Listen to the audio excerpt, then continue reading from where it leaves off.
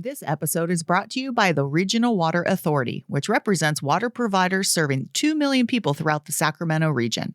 With continuing drought throughout California and the West, it is more important than ever to be water smart by reducing the amount you water your lawn while continuing to water your trees. Lawns can take the stress and recover, while trees can be lost forever. Trees are a crucial aspect of our healthy environment, providing us shade, habitat for fauna, and of course, oxygen. Be Water Smart wants to ensure our urban forest is around for generations to come. By stressing your water-thirsty lawns and allocating water to your trees, we can ensure this happens. BeWatersmart.info has helpful tips on watering both mature and young trees. How do you know how much to water? Confused about how much mulch to apply and where it should go? No worries. With their helpful videos and step-by-step instructions, you will know exactly how to care for your trees. Did you know that young trees younger than 5 are at the most risk during the hot summer months? In conjunction with the Sacramento Tree Foundation, you can learn how to correctly water throughout the summer with the bucket method. No more worrying about if you water too little or too much. You can learn tips for efficiently watering trees, the latest landscape watering guidelines, information about rebates, and more at bewatersmart.info. That's bewatersmart.info.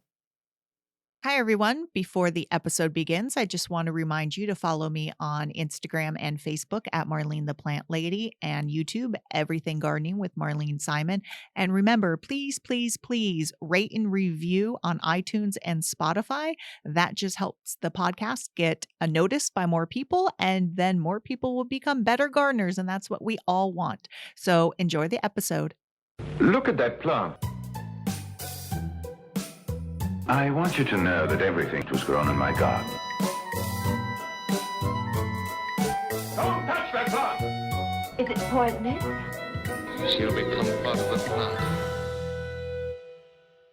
Hi, everyone. Welcome to Flower Power Garden Hour. I'm your host, Marlene, and we are going to talk about something very important to every gardener and basically every person who lives in the west side of the country, water conservation. So joining me is Greg Bundesen. He is a water conservation supervisor, and he is going to join us and talk about everything we could do, try to conserve water in this drought, in this foreseeable drought. And basically, even if we're not in a drought in California, it is a good idea to conserve as much water as possible just because our environment by nature is that type. So, Greg, thanks for joining me. And thank you for having me, Marlene. So, I do like to, everyone knows I like to hear a little bit about how people get to where they're at. There's usually, I always find it, fascinating. Like, is this the direction in life you wanted to go? And then, what led you to where you're at. So give me your title, what you do, what you do on a daily basis, and how you got to where you're at. Okay. So I'm the Water Conservation Program Supervisor for Sacramento Suburban Water District. And basically day to day, I manage our customer service type programs. So I dispatch our technicians out to locations so they can do water waste house calls. I review water waste complaints from customers that come in through our website, or I handle phone calls. Just basically everything's just geared towards helping our customers reach their water conservation goals. And I also make sure that our program is in compliance for regulatory purposes from the state. And really, to be honest, it's really customer driven. I love working with the public. I've been at this position here at Sac Suburban since 2011. And it's funny when you ask, is this where I wanted to end up in life? Kind of. So there is an interesting story that goes along with this. So my father, Gerald Bundesen, worked for North Marin Water District for 30 plus years. He was their water maintenance foreman. So he ran their flushing program. He maintained their fire hydrants, kind of their preventative maintenance program. And when I was a kid, back in the early 90s, North Marin hired several of the kids that from the different people that worked for them to deliver water conservation kits to the city of Novato. And this was right after the EPA Clean Water Act in 1992 basically established all of the flow rates for toilets and shower heads and everything. And this is also the same time when the California Urban Water Conservation Council was signing their MOU for water conservation programs. The water conservation in the state, that where you got your environmental groups together with your water utilities to basically have co-equal goals for water efficiency. So I was one of the kids that me and my brother and then two other kids walked the city of Novato delivering toilet leak detection tablets and kits to all of the homes. So that was when I was 12. Obviously no idea what I was going to do from there. And then during the summers when I was in high school, I worked for North Marin. They would hire us as temporary laborers for grounds maintenance at their water treatment plant. So I worked ground maintenance, but that's not the only thing I did. I also helped them, treat Lake Stafford when it was getting algal growth. I was helping with water sampling with their treatment technicians. And then I would also do construction so we'd install water pipes, we'd replace old plastic services with copper services, do meter replacements, that kind of stuff. And then I'd help out with the flushing program in the springtime also. So I worked for North Marin for a while, and then after high school, of course, I went to college, and did the college thing for a little while. And then I decided to join the Air Force. So I was stationed in Okinawa, Japan for 3.5 years. My wife was with me the whole time. And after Okinawa, water was really something I did my whole life. So it wasn't, my dad, drilled down into us about the importance of efficiency because, I was born in 78, but, we were just kind of, the state was just coming out of the 76, 77 drought. And that was when my dad was working with North Marin. So everybody knew how bad that one was. So it was really just, save water, don't take a long shower, don't, if you had a sprinkler system, you weren't wasting water at that time in my house just because of the nature of my dad's job. And so once I got back from Okinawa, I only did one enlistment from 2004 to 2007 or 2003 to 2007. And my wife and I moved to the Sacramento area, and I went back to school with a GI Bill, and I lasted one semester as a full-time student. And just at 27, that wasn't for me. I wanted to work. So I went back to the water industry, and I worked for California. I got hired on as a distribution operator with California American Water. And then after a while, I was an economics major at the time. So they brought me in as an operations specialist. And then the current water conservation specialist had moved on, and they had an opening, and they asked me if I wanted to do that. And I said, sure, I know what it is, but I don't know much about it. And I had a great mentor in Melinda Weinrich. She was a fantastic mentor for us. She was their state coordinator at the time. And then I was, after she left, I was working for Becky, and Becky was fantastic. And then I got hired here. I did that for 3 or 4 years over at Cal-Am, and then I got hired here as the water conservation supervisor. So it's kind of like this full circle thing from one of my first jobs being with North Marin delivering toilet leak detection kits with to the city of Novato, to now actually running my own program here in the eastern suburbs of Sacramento. It's a lot of fun. That's pretty funny, considering that I don't really know. You might be the only person I know who's a water conservation supervisor. The fact that your dad was one, there's not many of them. So that's pretty funny. I do want to say what popped in my head is, do you guys say that water runs in your blood? It is, yes. Water, it's in the blood, But then there's my brother. My brother went out, and he's an electrician, so he went to the other utility side. Got it. Yeah. So I don't know what happened with him. I take no responsibility for his actions. So one house, he's all of his kids are turning off the lights, and in your house, all your kids or family members are turning off faucets. Exactly.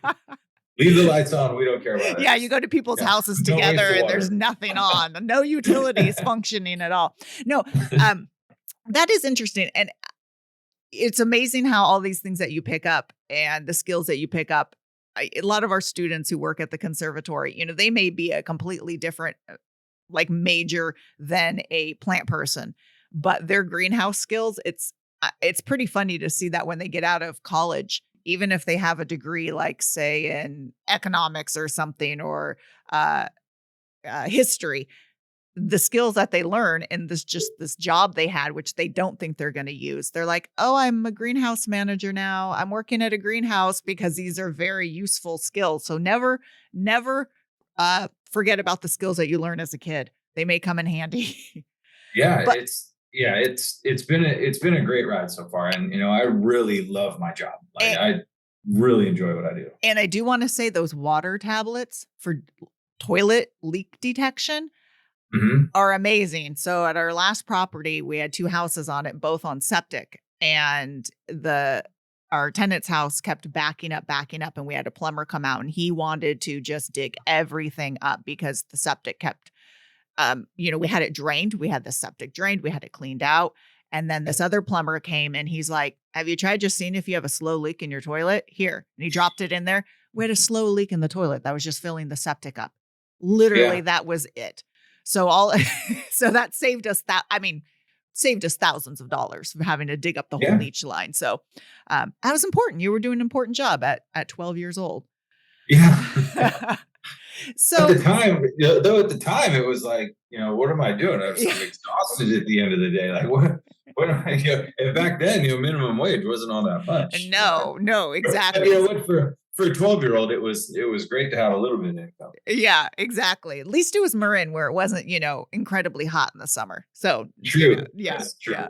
So, we're in a drought, and you mentioned the 70, 76, 77 drought. I wasn't even aware that there was a drought then. Water's conservation is always important, but we're in extreme drought, and I don't want to, scare everyone, but go into, I think if anyone's seen the Lake Mead videos or even gone to any reservoir, we're so used to them going down and up, but the Lake Mead one is quite scary. Why is now so, for people who are like, oh, it's going to rain, we saw this a few years ago, why is it key to keep practicing these and be aware of water conservation continuously? So there's 2 separate terms that you'll hear thrown out. And one of those terms is water efficiency, and the other one is water conservation. 2 independent concepts. So it's always important to be water efficient. Water efficiency is if there's, so for example, I tell this to our customers often, water efficiency is you have a shower head that flows at 2.5 gallons per minute. You can be more efficient if you use a shower head that flows at 1.5 gallons per minute. And I haven't asked you to take a shorter shower yet. All I'm asking you to do is just change out the fixture. So that rings true with toilets, faucet aerators, even certain types of sprinkler systems. There's an efficiency side of it. We always want to push for that water efficiency side. Conservation is, now I'm going to ask you to take a shorter shower, because now we're hurting for water. And like you mentioned, Lake Mead, and Lake Mead is just one lake in a series of lakes that are impacted. Lake Powell being the other one over in Utah. That's that one feeds all into the Colorado River watershed, and those are when those get that low, then it is really serious. Mm-hmm. So right now everybody's saying we need to conserve because we're running out of that resource. Particularly now, the Colorado River, we don't rely on that here in the Sacramento region, but for the Southern California regions, absolutely, they rely on Colorado River water, and if that resource goes away, they're going to have to find new sources. And so that conservation message is we need to cut back on our water use habits, not our water use fixtures. And those habits being, taking a shorter shower, replacing some of your lawn so that you're using less water in your landscape. 55% of our water consumption goes towards landscape water use. And if you're only walking on your lawn when you need to mow it, and then you might want to consider replacing it with drought tolerant landscape to reduce your reliance on water supplies. There's a lot of things that you can do to make your yard beautiful that doesn't involve grass. So that 55%, that's just all landscaping. You don't have that broken down from like homeowners to, say, governmental buildings. I imagine that's probably difficult to do. Residential land. Oh, it is.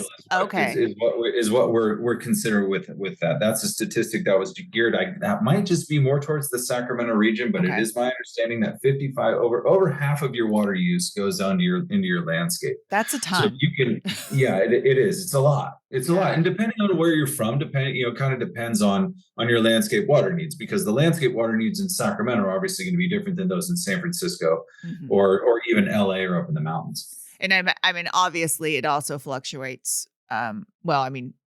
This is taken across the whole year. So huge spikes in the summer and then hopefully non-existent in the wintertime, of course, the people who run their sprinklers.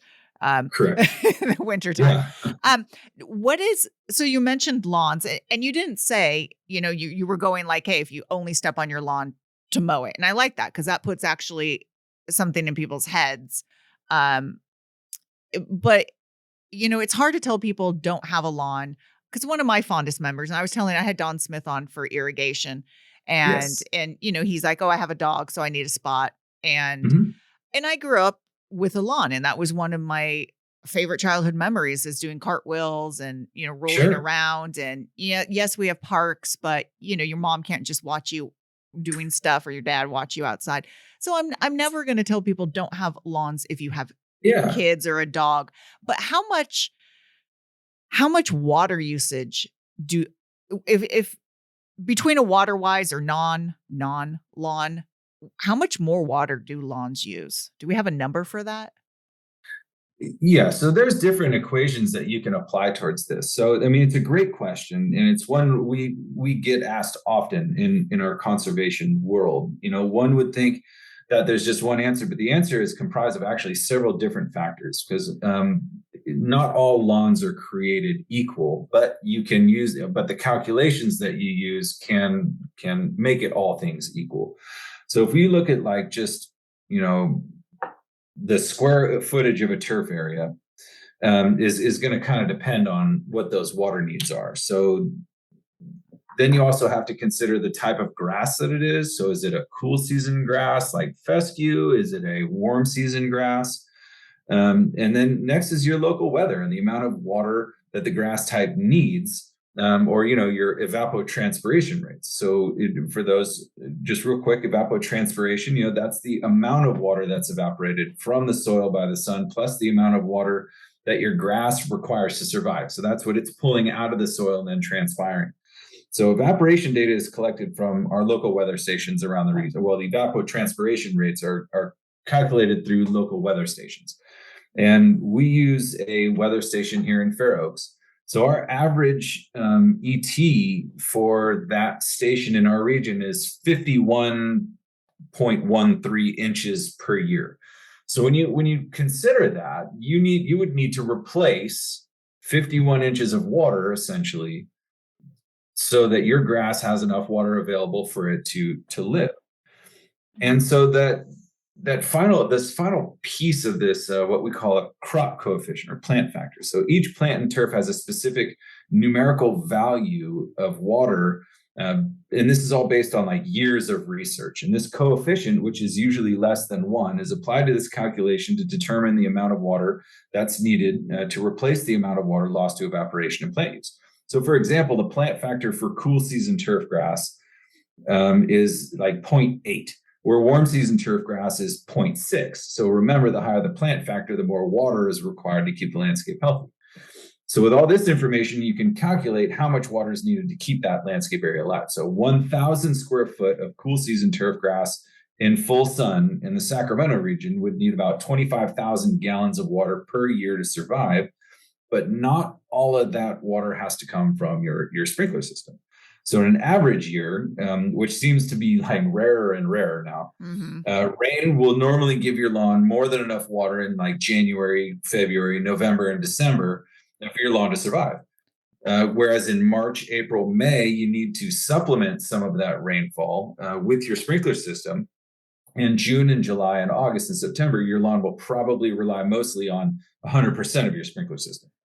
So there's other factors, such as shade, that'll impact the amount of water your lawn needs. But in this example, for a lawn in full sun, a lawn that's full shade all day will require less water. Okay. So it's always good to check your soil with a moisture meter every now and again to make sure that you're watering when your lawn needs it and not overwatering it or underwatering. There's a balance there. So now, even though you know how much water your lawn needs, it doesn't necessarily mean it's getting that water efficiently. So sprinkler system setup is the most important aspect of efficient watering. So your sprinkler heads need to be set up so that each sprinkler head is hitting the sprinkler next to it. This is called head-to-head coverage. So that head-to-head coverage will ensure that all of your lawn is getting watered uniformly, and one area isn't receiving less or more than another area. So after figuring out how much water your lawn needs in gallons, you can calculate your sprinkler schedule based on how much water your sprinkler system will put out per minute.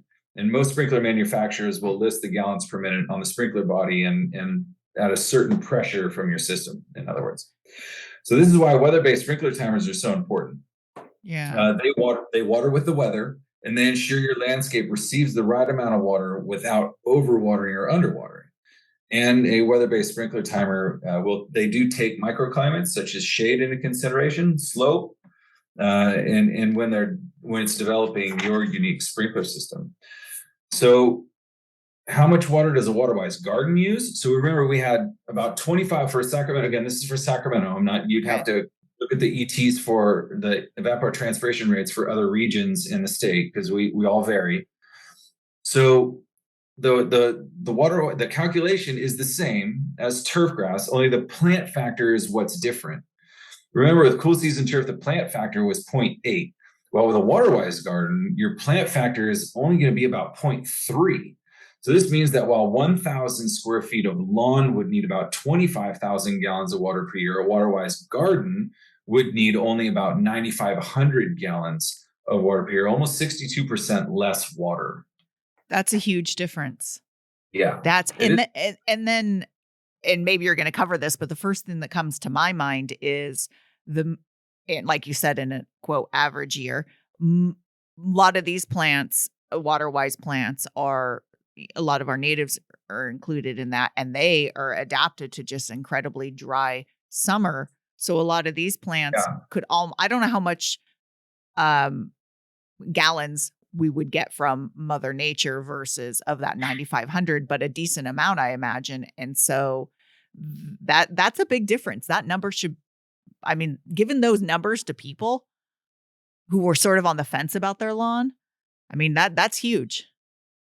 Yeah, absolutely. And it's also, when you look at the ways that you irrigate those different landscapes, with grass, more than likely, the majority of the time, you're going to have overhead irrigation. So your pop-up sprayers, or you're going to have rotary nozzles or rotating sprinklers, those kind of things. Whereas with drought or these native landscapes, you're going to convert to drip.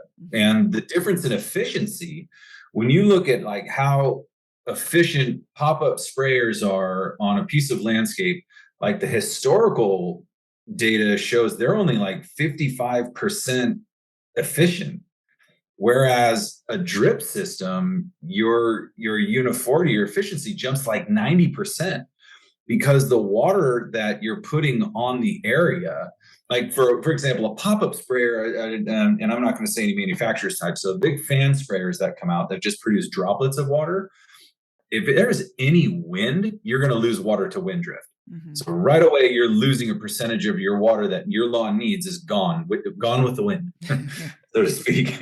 And I got to remember that because I also do our communications program. So I'm going to write "Gone with the Wind" down, and I'm going to use that in one of our campaigns. I love it. You're like, yes, I came up with a good one. But with the drip system, you don't have that because the drippers that you put out, and then there's a couple of kinds of drip systems that we can discuss. But like right now, let's just talk about the point source. So you have a main drip line, and then you have a smaller drip line that comes off the main line right to the plant. Mm-hmm. And it's just going to drip out into the landscape. It's going to absorb in. And if the wind comes up, it doesn't matter because it's not droplets. So it's just one little tiny stream of water. It puts about a half a gallon or a gallon per hour into the soil, and it's done.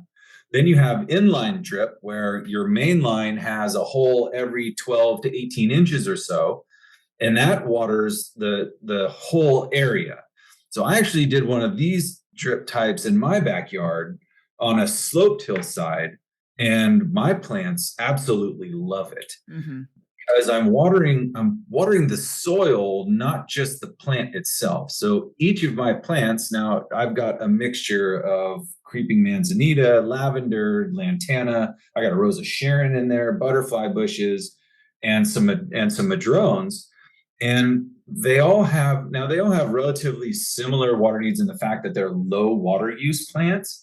Whereas but they all have their own unique type water needs. So the lantana might need a little bit more than the manzanita, but not very much more. So the plants will actually move the water through the soil as they need it, not just relying on how much I'm giving it at the time. And I think that is one of the more efficient ways to water is that inline drip system. And you if something breaks down, if something gets clogged, I'm not going to lose a plant as a result because there's plenty of water around it. No, I think I'm only inline drip. I think I use like the 1/4 inch lines maybe once for a very short period of time years ago. Was like, no. And I love how you say water the soil.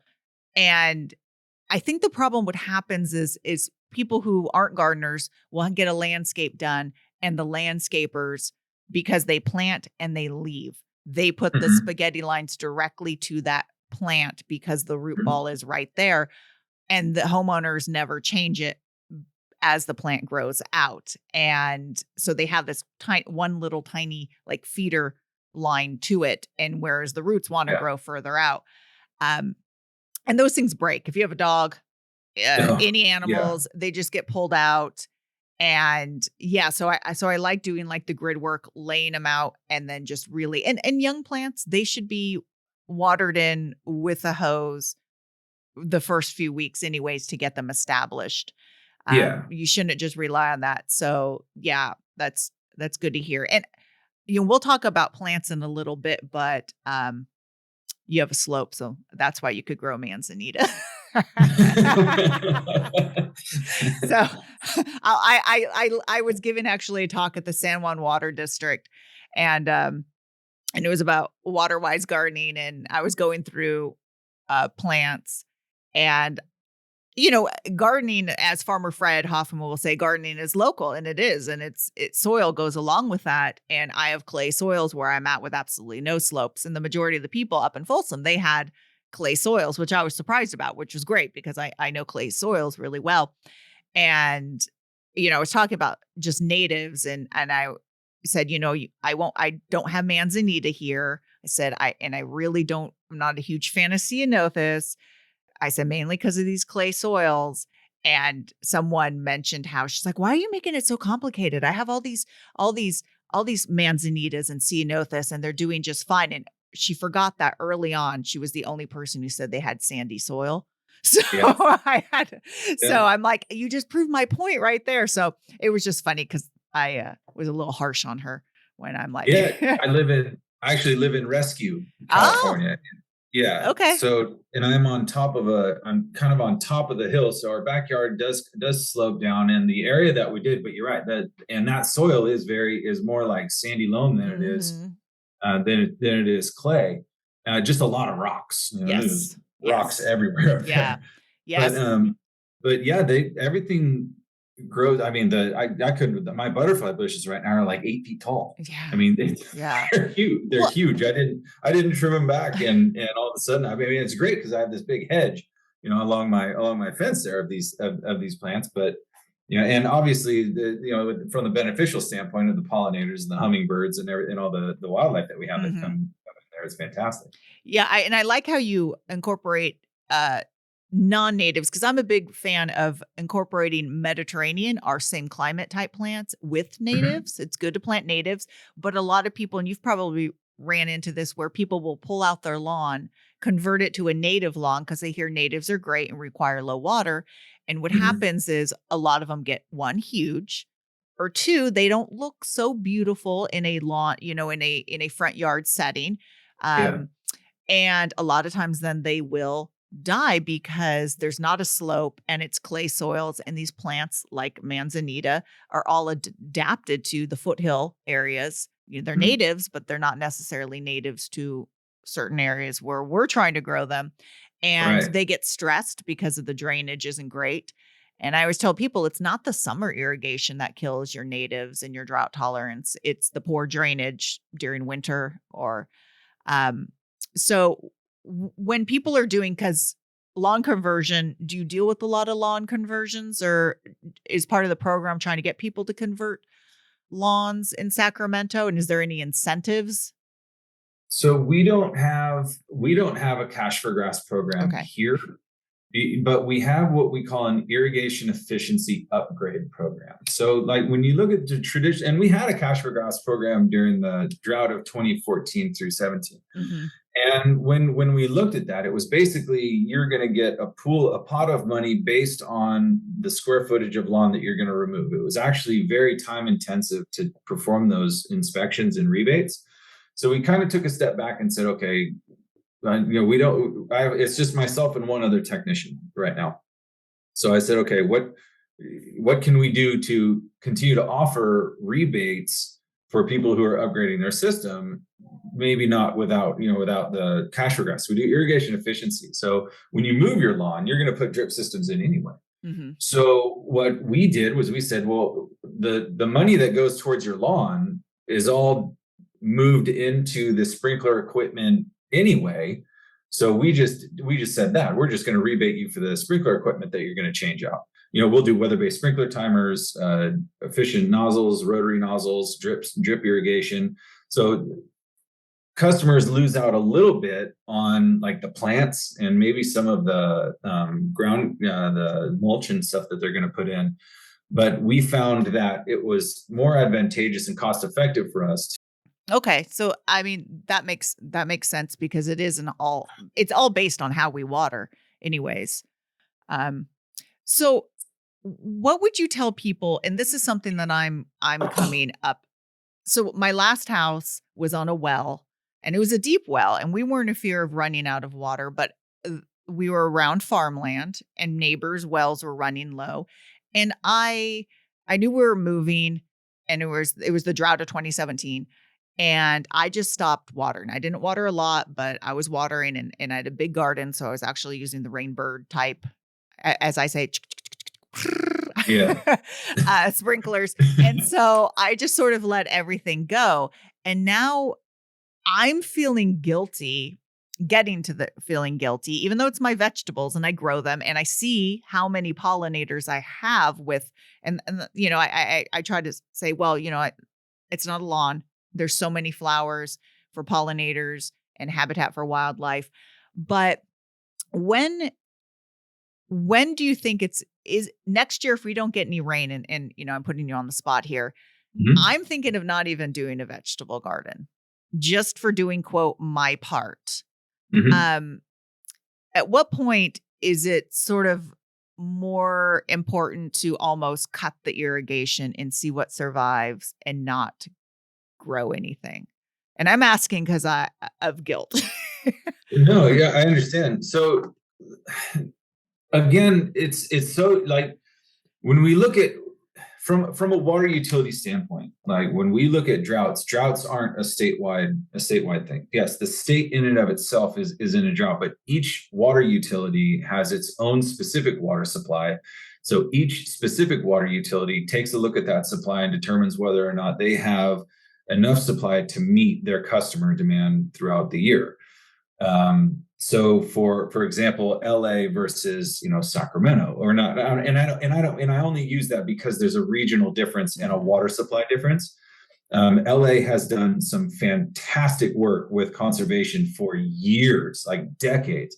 And so is Sacramento. Everybody is just kind of in their own unique situation. So LA right now is really impacted with their water supply from the Colorado River to the Delta, Lake Oroville, the State Water Project. Those are all very impacted projects right now. Whereas my water utility, Suburban, we're a groundwater agency. So we have 70, 80 wells that rely on water from the North American River subbasin. So that subbasin runs from just like where Folsom Dam is all the way to the Sacramento River and as far north as Marysville.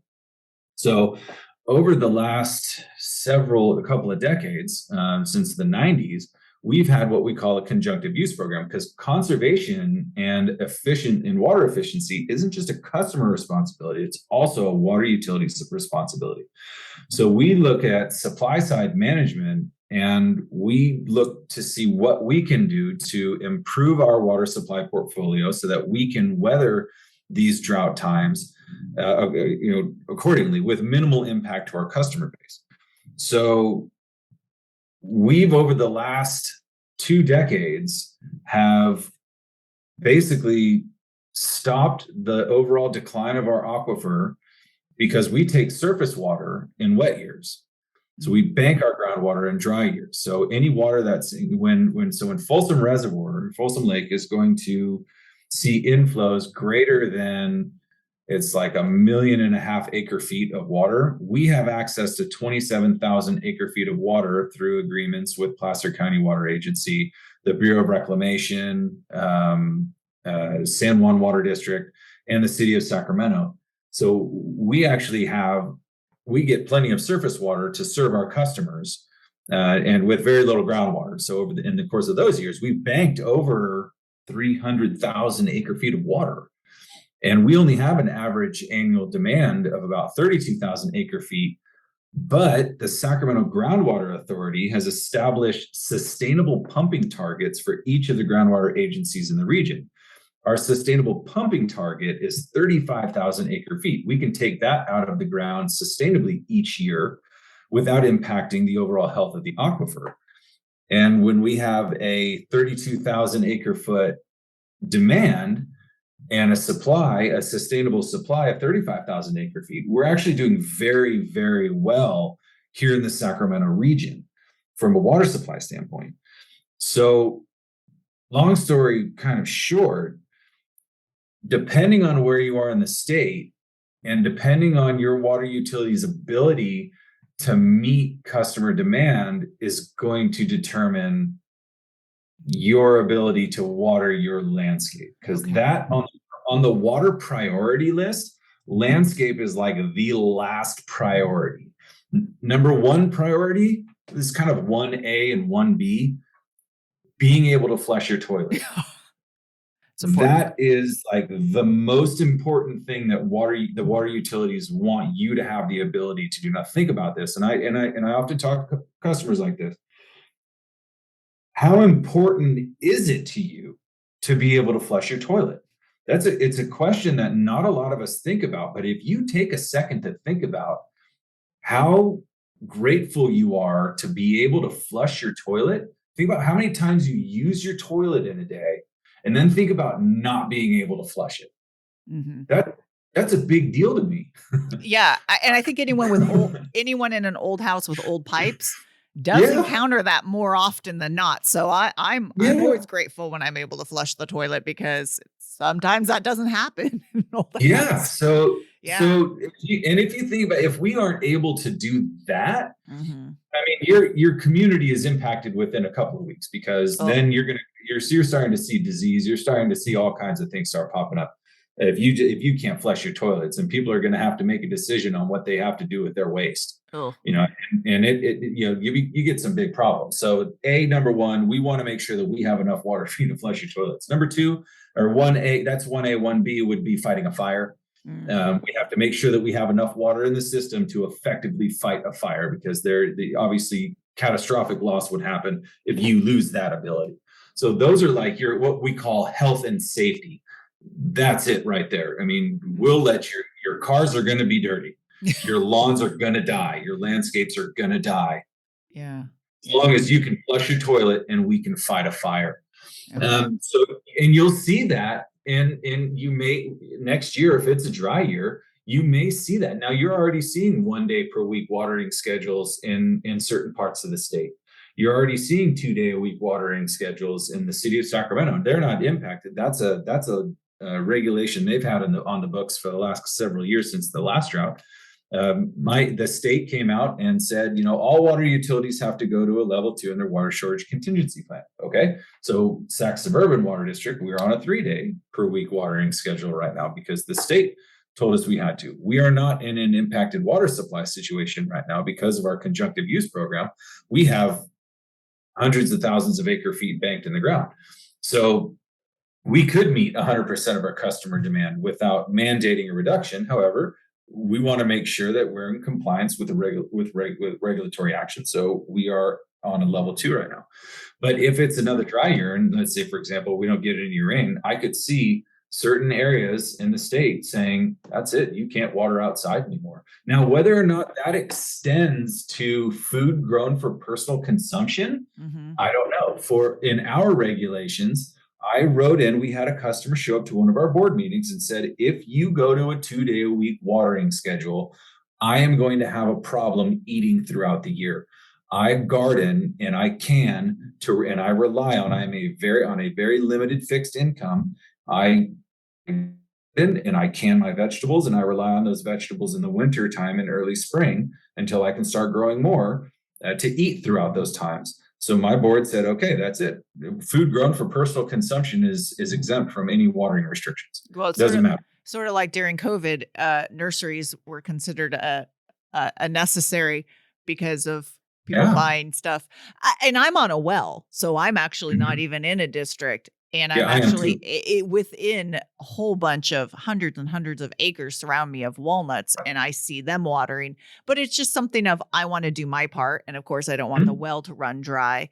Sure. And and I am just aware that, we had this a couple of years ago. Then all of a sudden it rains so much and people forget. And then I'm just, that's good to hear. I'm assuming, we always prepare for a non-rainy day. In this case, you could use that one if you want to. Yeah. Just kidding. Non-rainy day.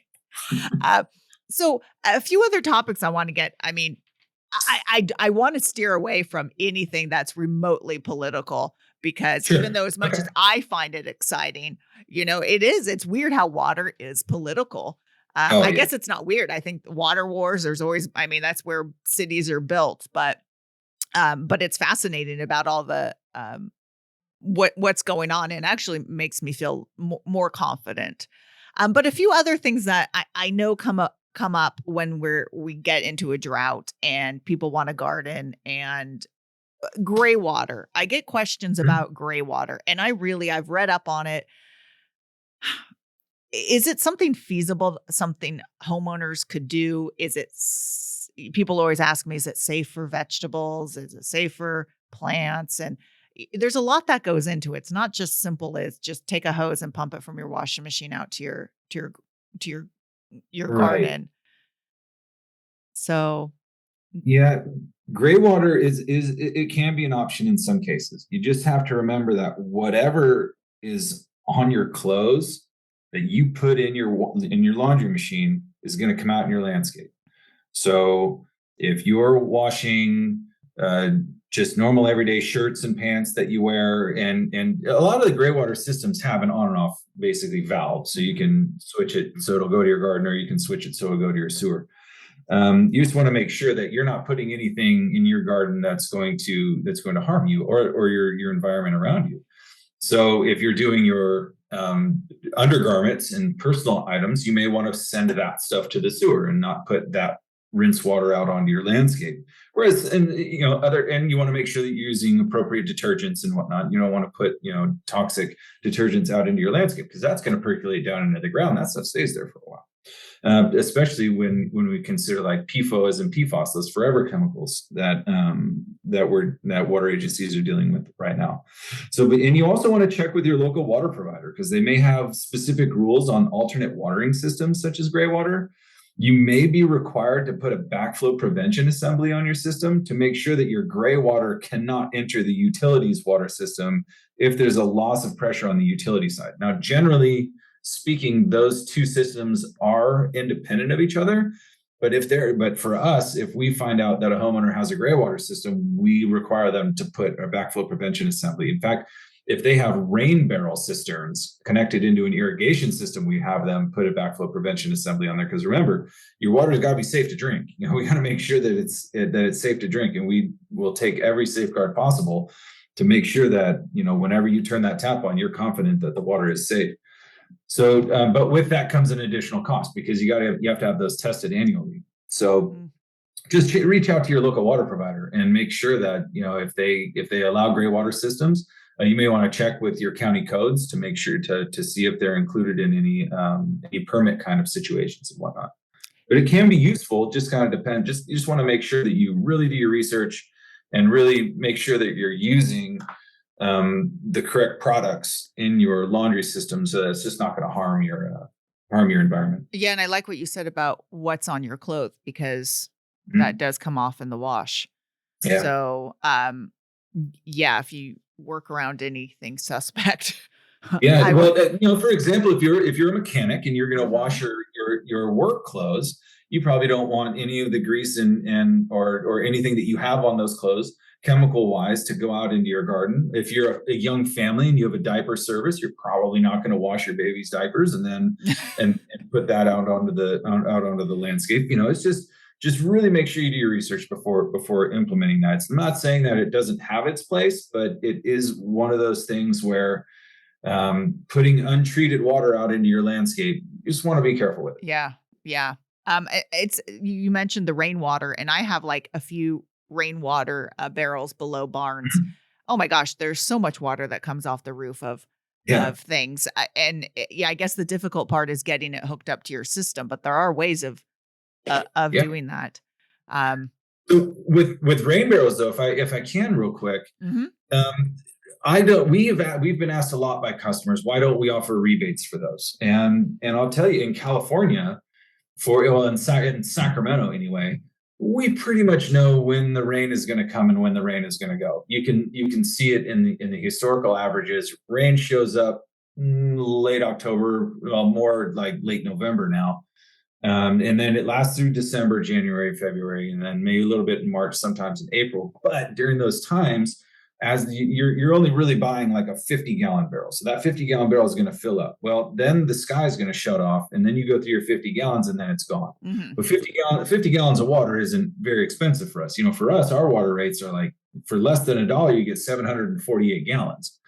So it's very cheap. And just because it doesn't cost us a whole lot because, again, we're on wells. So it's just pumping the water out of the ground, adding chlorine, and sending it out into the system.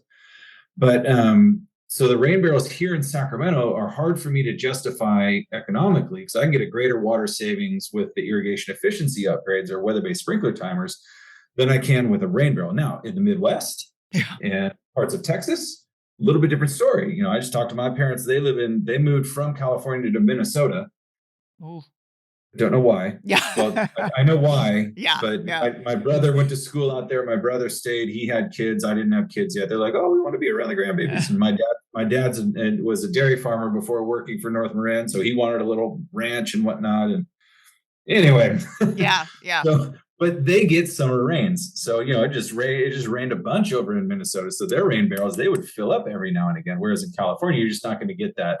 You're not going to get the rainwater when you need it, which is in like the wintertime. Yeah. And it's what I use it for is, potted plants, house plants. So it's Yeah. nice because I don't have to go through the whole thing of setting up a whole entire irrigation system. And it's true. You're going to go Mhm. through that water pretty darn fast in a normal Yeah. garden setting. And another thing is you better, if you do keep it, mosquitoes, it's standing water. So you Oh need to make yeah. sure you do like the mosquito dunks or make sure it's closed off for the summer, because that's another thing. It's just a breeding ground if you don't use it. So, Yeah. so what are, I want to talk about mulch, and I want to talk about like your favorite plants, and All right. just because we talked Yeah. about plants, we talked about Yeah, water yeah. enough, but so I know I've seen so many studies on mulch and how much it could um really save on evapotranspiration, basically just the moisture coming out of the ground. And I think the biggest thing people make the mistake is, I call it pixie dust. Well, they'll go buy a bag of bark and they just lay it on one Mhm. layer. What do you tell people?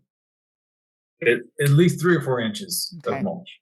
Yeah, and that's like the single. So basically, the idea behind mulch is to stop the sun from evaporating the water from the soil, to leave more water in the soil for the to be available for the plants. And I always tell people a good 3 or 4 inches of mulch. I use well, I'm on the slope, so I use the shredded cedar on my for my yard. But yeah, 3 or 4 inches, and that's around plants. But you don't really want it all the way up to the stalks. You want to give them a little bit of breathing room, because you don't want if the mulch is absorbing water, you don't want that water sitting on like a tree trunk or the base of the plant, because then you can actually cause disease and whatnot, and or rot and whatnot. So I like to give my a little bit of space. Yeah, that's really, it's just for to help with evaporation. Yeah, and so just the mulch versus, and what makes me think about then also just soil moisture is the fact that I was talking to someone yesterday about raised beds, and the reason why I have raised beds in some areas is because of gophers. And we were talking, and I said if I did not have gophers, everything would be in my clay soil, because the moisture that it maintains is amazing. And then you add Yeah, mulch on top. I literally am watering the tomatoes and the plants that are in the ground once every 7 to 10 days on a drip, yeah, with the drip lines underneath the mulch, versus my raised beds that have this fluffy potting soil. That's, yes, it's easy to dig into, but those have to be watered almost every day, every other day. So we've had this huge push about raised gardens for people, and this really bad, I think, backlash against clay soils because they're difficult to dig in. But gosh, the water saving for vegetables and yeah, things like that is just amazing. And I think it's not pushed out there enough that clay is your friend. yeah. Well, my growing up in Petaluma, my grandfather was old Italian family, Mhm. and so he had to have his vegetable garden. Yeah. He's sitting his 1 acre property is sitting on adobe. So Hmm. I mean, he had this rich, gorgeous soil, and they would grow the sweetest tomatoes and artichokes and zucchinis. I mean, the zucchinis were ginormous, and just and he hardly ever watered it, and Yeah. he knew how to, because he knew that the soil would retain the water. Yeah. It's amazing. But then on the other side, you're mentioning how you have a slope, and that's Mhm. great. And then it's the opposite for drought tolerant landscaping, Yeah, because you do need a balance of drainage. Because I mentioned before, it's that the winter rains that hopefully we can't control. And they, if you're not draining well, the roots are sort of just getting weaker and rotting off, and then pretty soon they just die. If you're on a slope with sandy soil, that's great. So what are some plants that you think are like your go-to ones that you really recommend for people who want to either take their lawn out, or they want no fuss, they don't want to do a lot of what are just some good plants that you recommend that you like? so I like color, and I like color variation. Mhm. So that's why I'm a big fan of lantana. And I'm sorry, I don't know science. I don't know the scientific It's names for. really okay. As I get older, I can't remember their names either, so So I love lantana, because you can get lantana in a variety of colors, Mhm. and lantana is actually a pretty like hardy plant. I had it planted in my front yard, and it grew really well, but it actually is thriving more on our slope. So this last year was actually kind of a problem for my lantana because we had that late frost that came through, and we thought we had lost them all. So when we went through, we went through and did some clippings, and then we had a frost. And I was like, shoot, because I know you're not supposed to trim until the frost is gone, or else you'll kill the shoot. The water gets to the shoots, it kills them. So we cut them all way back again, and all of a sudden, my wife and I are looking at the hillside. We're like, look, there's little green sprouts on these. Okay, maybe they're not. These things are huge. All of a sudden, Yeah. So I mean, and I thought they were going to be gone, but we have these really pretty like orange and red lantana. Chimera. Yeah, I think that's the variety is Lantana Chimera, I think. Yeah. Yeah. And then we have butterfly bushes, that get the long spears of flowers on them. And so we trimmed some of them back this last year, ones that were kind of closer to the walkway, but the ones that were kind of up in the middle of the slope, we didn't trim those.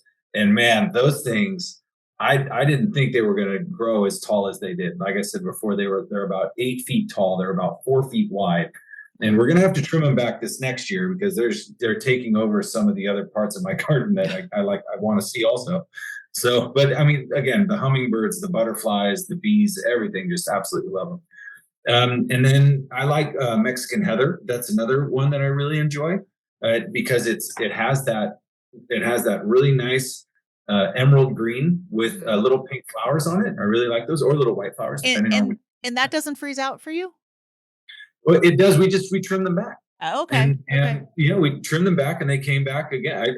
I thought I lost at least 2/3 of my garden this year. Okay, yeah. To that late frost, but everything came back. And then the creeping manzanita. So it's like a manzanita that grows closer to the ground rather than like up in a bush or a tree. And then we put in. I really like lavender because I love the look of the lavender. And then what else do we put? We have spring bouquets. I keep those up. That's kind of the hedge that'll grow across the top of my fence because we do have a pool, so we want some privacy. Yeah, and I'm on 5 acres, so our neighbors aren't that close. But for our backyard, we do want some privacy. So we put the spring bouquets up in the back, and then we mixed in a couple of madrones. Okay. And a rose of Sharon. I love the rose of Sharon. Is so pretty. And I don't think those are planted enough. And I know they're drought tolerant because when we moved into our house, it was empty for 2 years and there was no irrigation. And the thing was like, it's like, I don't care. And it has, it's blooming now, and there comes in so many different colors, and the bumblebees and the bees and the hummingbirds. And it's a great one that's not planted. But that's a good assortment because, and I think once again, because a lot of our natives bloom just early on in spring. That's how especially the drought tolerant ones, that's how they're adapted. You don't get a lot of color in the rest of the summer. So it's nice to incorporate Mediterranean plants so you get seasonal color, seasonal food and pollen and nectar sources for your pollinators. And so, and plus, if you're not happy, you're not going to maintain it and you're going to become dissatisfied with it. Exactly.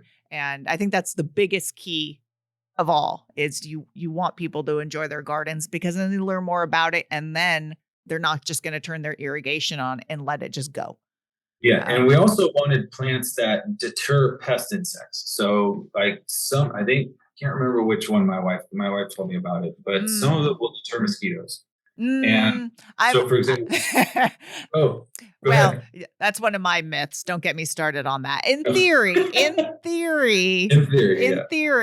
a lot of the oils have to be expressed for them. So the oils are there that will deter them. But it's okay. Because we did plant, but we did incorporate rosemary into it also because I like to cook with rosemary. Oh yeah, rosemary great. And that's another one that people forget is incredibly drought tolerant. And most people will put it in a little herb pot, and then pretty soon it'll take over your house.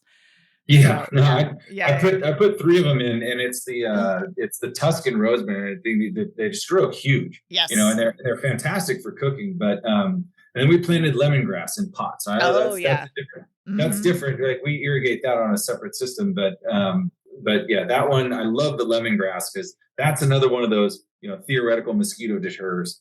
But the bites on my arms say otherwise. Yeah, there you go.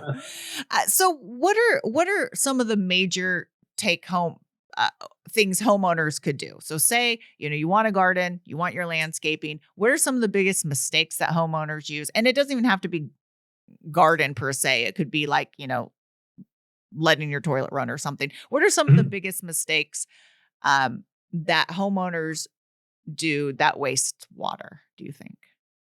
Okay. In my opinion, the one we see the most is customers that don't seasonally adjust their sprinkler system. Yeah. So Yeah. you walk out in the spring, lawn's dry, flip the controller on and walk away. And it just irrigates the same in March all the way through November, when the water needs of the plants are different in March than they are in July.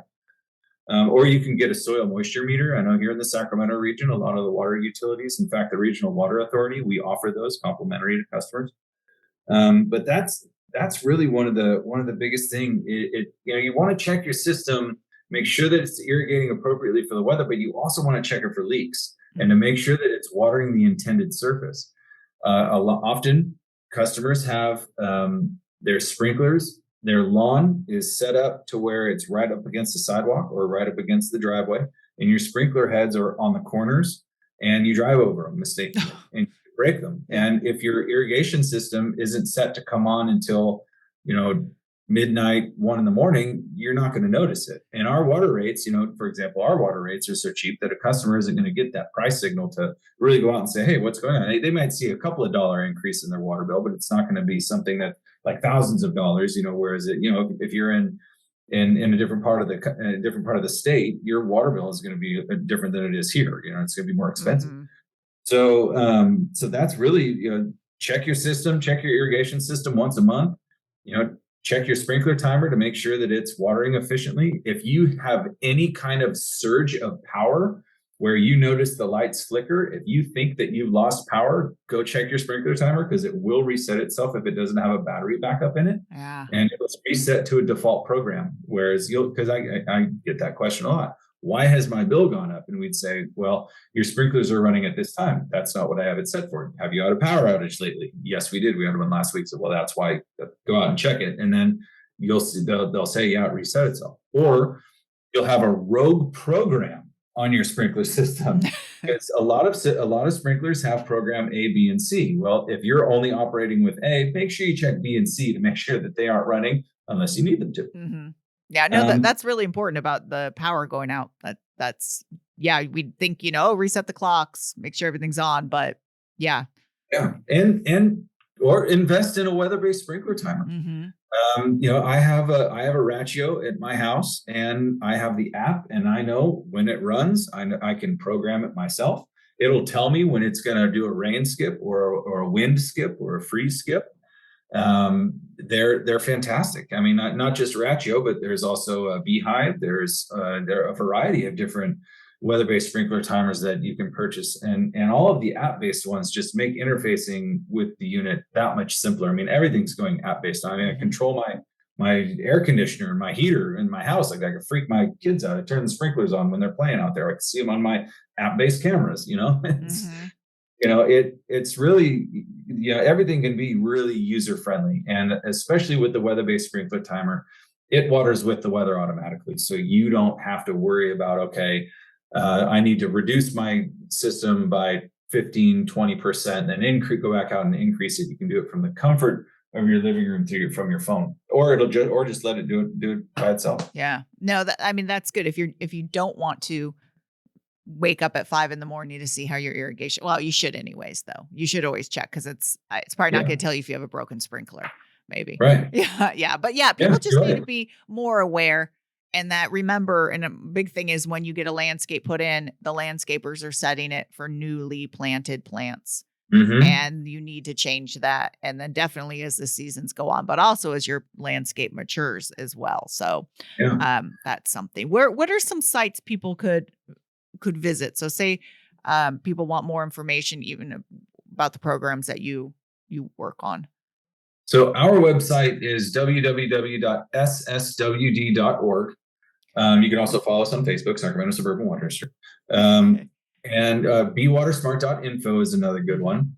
The WaterSense, the EPA WaterSense website, they always have great information. California Save Our Water. That's another good resource. That gives you a little bit more of a statewide program. So depending on, and then of course your local water utility websites, and then there's other ones depending on which region you're in, that all have kind of their own region outreach and messaging that you can visit. But those are the primary ones that we use here in Sacramento: is the bewatersmart.info and saveourwater.org. Okay, and I'll put those on. But one last thing before we go. I don't know who's in charge of it, but I'm requesting a change. So the billboards when you're driving, the electronic ones on the freeway. Yeah. How usually it's like, don't text, don't drink and drive. There's an amber alert, a silver alert, and then there's the one that I think is directly flashing towards me, or I'm just feel very guilty.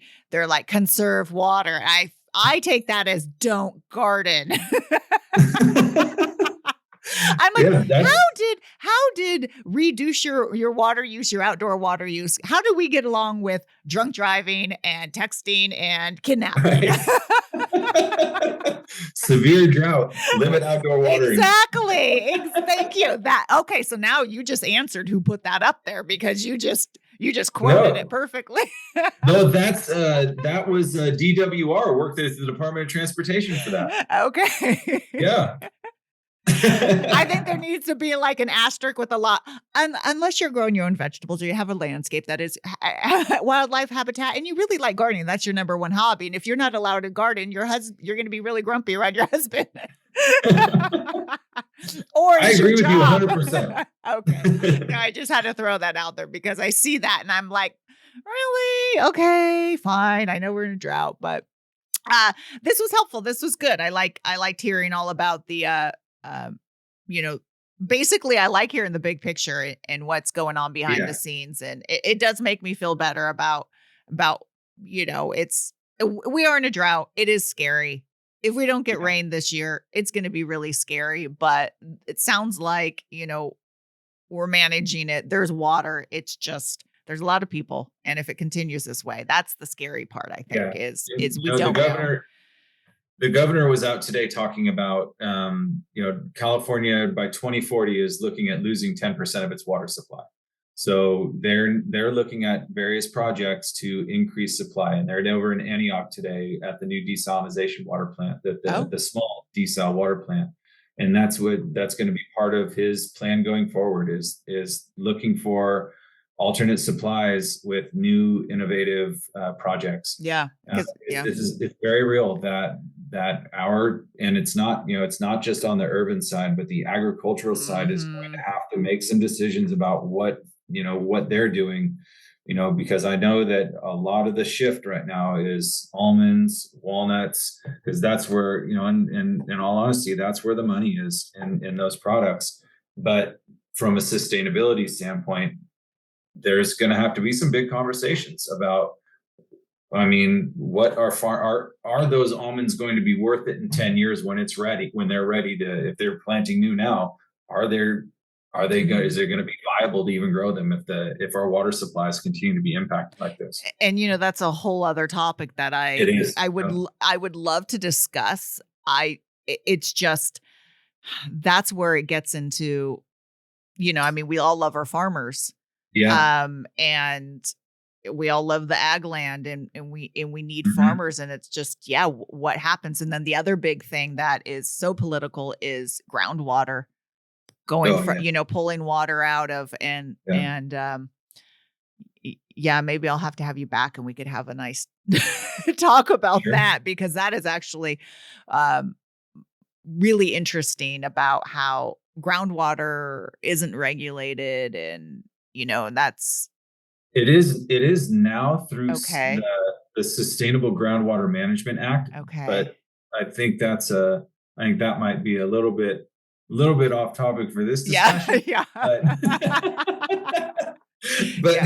But like I said, and it's all about supply side management and what can we do to help folks, because it's all interrelated with drought, is that supply side management. And it does really, you're a homeowner with your own well, I'm a homeowner with my own well. I pay attention a lot more now that in these dry years to make sure that the water I'm using And I know we're pretty efficient inside the home because we just did kind of a remodel. So everything that I put out, my toilets are less than a gallon per flush. My shower heads are all, super efficient. And I don't go through, I gauge it like this. I know I'm not using a lot of water because I don't have to put a lot of salt in my water softener. Oh, got it. Yeah. Yeah. So anyways, this is really interesting. But hopefully people, just the numbers alone, I'm going to digest those numbers, but everyone, hopefully you got something good out of this. Look at those websites, reassess your landscape and everything that we talked about. And until next time, happy gardening.